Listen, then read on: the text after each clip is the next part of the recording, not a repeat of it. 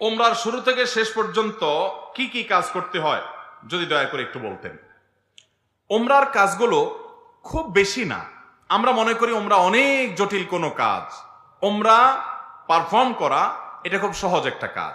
সর্বপ্রথম কাজ হলো আপনার দেশ থেকে আপনি যখন যাবেন মিকাতে গিয়ে গোসল করে উত্তম রূপে হাতের চুল নখ ইত্যাদি, শরীরের চুল নখ ইত্যাদি থাকলে অবাঞ্ছিত এগুলা কেটে পরিষ্কার হয়ে ফ্রেশ হয়ে গোসল করে এহরামের কাপড়, সেলাই ছাড়া কাপড় পরবেন, পরে লব্বাইকা উমরাতান নিয়ত করবেন। কারো পক্ষ থেকে করলে লব্বাইকা উমরাতান আন অমুক অমুক মনে মনে নিয়ত করলে হবে, জমুকের তরফ থেকে লব্বাইকা উমরাতান, বাস নিয়ত করে ফেললেন।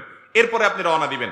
সাধারণত বিমানে গেলে মিকাত থেকে এহরাম পরা যায় না, তাহলে আপনি ঢাকা এয়ারপোর্ট থেকেও পড়তে পারেন, অথবা এহরামের কাপড় নিয়ে বিমানে ঘোষণা দেয় যে এখন আমরা মিকাত ক্রস করব, তখন আপনি পরে ফেলতে পারেন যদি অল্প সময় পান।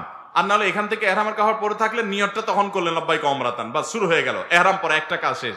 এহরাম পরার পরে আপনি তালবিয়া পড়বেন, লব্বাইক আল্লাহুম্মা লব্বাইক লব্বাইক লা শারীকা লাক লব্বাইক ইন্নাল হামদা ওয়ান নি'মাতা লাকা ওয়াল মুলক লা শারীকা লাক। এটা পাঠ করতে করতে আপনি পুরা পথে যেতে থাকবেন। পুরুষরা জোরে জোরে পাঠ করবে, মহিলারা আস্তে আস্তে, বাস দুইটা কাজ হয়ে গেল। এহরাম পরা, গোসল করে উত্তম রূপে মিকাত থেকে নিয়ত করা এবং তালবিয়া পড়তে থাকা। এরপরে আপনি যখন মক্কা যাবেন, হারামের কাছাকাছি যাওয়ার পর হারামে কাবা শরীফ দেখে তওয়াফ শুরুর আগ পর্যন্ত আপনার তালবিয়া পড়তে থাকবে। মসজিদে প্রবেশের সময় মসজিদে প্রবেশের সুন্নাহগুলো পড়বেন, আদায় করবেন, করে ভিতরে ঢুকে শুরুতে আগে তওয়াফ শুরু করবেন। 7টা চক্কর দিবেন। কাবাগরের হাজরা আসদ পাথরকে বাম পাশে রেখে ডান পাশে সবুজ লাইট রেখে বিসমিল্লাহি আল্লাহু আকবার বলে আপনি তওয়াফ শুরু করবেন। 7বার চক্কর দিবেন, 7বার। এই 7বার চক্করের প্রত্যেক চক্করে আলাদা দোয়া নেই, তবে চক্করে দোয়া কবুল হয়। দারুণ দোয়া কবুলের একটা জায়গা। মনে আল্লাহর কাছে যত চাওয়া সেগুলো পেশ করবেন এবং আপনি রুকনে ইয়ামানি বলে কাবার 4টা কোণার একটা কোণাকে, অর্থাৎ হাজর আসদ পাথর যে কোণা তার আগের যে কোণাটা আছে তওয়াফ করতে যেটা তার আগে পড়বে ওইটাকে রুকনে ইয়ামানি বলে। ওই কোণা থেকে হাজর আসদ পাথর কোণা, এই দুটার মাঝখানে একটা দোয়া আছে, রব্বানা আতিনা ফিদ দুনিয়া হাসানা ওয়া ফিল আখিরাতি হাসানা ওয়া কিনা আযাবান নার। আর যেহেতু এটা আপনার তওয়াফে জিয়ারা বলে, এটা প্রথম তওয়াফ, অতএব ওমরার তওয়াফ, এইজন্য আপনি এহরামের কাপড় পুরুষরা ডান পাশের বগলের নিচ দিয়ে বাম পাশে কাঁধের উপরে ফেলবেন।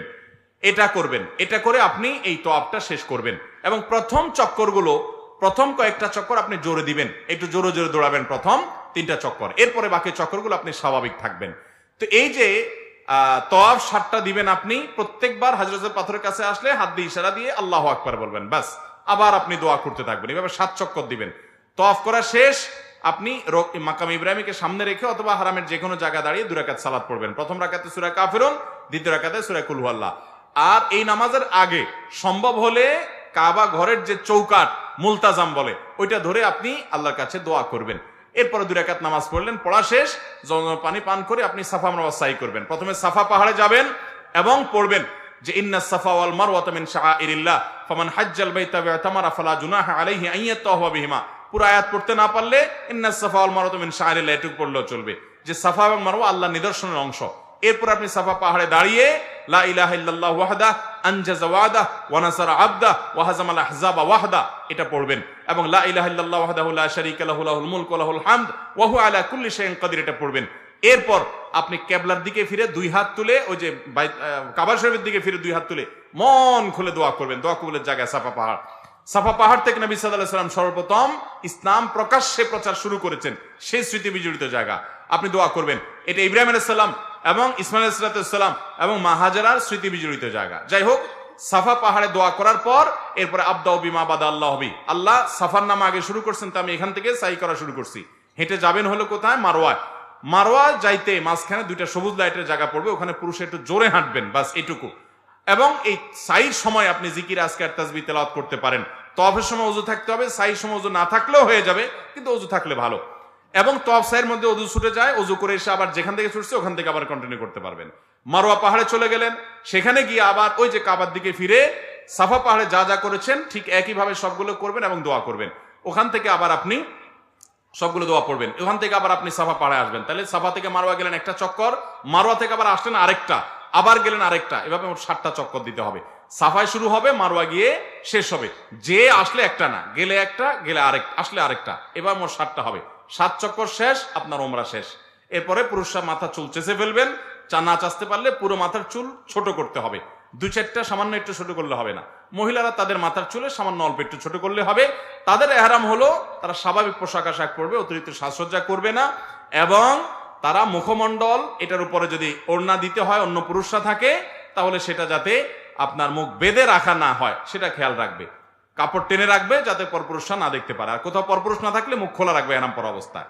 আর এহরাম পরা অবস্থায় পুরুষরা সুগন্ধি ব্যবহার করবে না, সেলা আলা পোশাক পরবে না, আন্ডারওয়্যার পরবে না, মাথায় টুপি মাথা ঢাকবে না, এই সমস্ত কাজ করবে না। কোনো পশু পাখি এমনকি আপনার মশা টশা ইত্যাদিও মারবে না, যথাসম্ভব তাড়িয়ে দিবে। অর্থাৎ এক কথায় এহরাম পরা অবস্থায় নিষিদ্ধ কাজগুলো সব করবে না। সাফা মারওয়া সাই শেষ, মাথা মুন্ডানো শেষ, এখন তিনি হালাল হয়ে গেলেন। এখন যেগুলো নিষিদ্ধ ছিল এহরাম অবস্থায় সেগুলো সব এখন যায়, সেলাই করা পোশাক পরতে পারেন। তার ওমরা শেষ হয়ে গেল। অত্যন্ত সহজ এবং খুব আপনার অল্প কয়েকটা আমল এর মাধ্যমে ওমরা সম্পন্ন করা যায়। আমরা যারা ওমরা করি নাই, আল্লাহ তাআলা আমাদেরকে জীবনে বারবার ওমরা করার তৌফিক দান করুন। আর যারা আগে একবার করেছেন, আল্লাহ রাব্বুল আলামিন তাদের সবাইকে আবার ওমরা করার তৌফিক দান করুন। বাইতুল্লাহ যাওয়ার যে স্বাদ, ভাইরা আমার, এই স্বাদটা আস্বাদন যে করে নাই সে বুঝবে না যে আল্লাহর জমিনে কত বেশি স্বাদ এবং তৃপ্তি আল্লাহর ঘরের জিয়ারতের মধ্যে। আল্লাহ আমাদের সবাইকে এই স্বাদটা বারবার আস্বাদন করার তৌফিক দান করুন। এই স্বাদ আস্বাদন করা ছাড়া আল্লাহ তাআলা আমাদের কাউকে যেন মৃত্যু না দেন সেই তৌফিক দান করুন।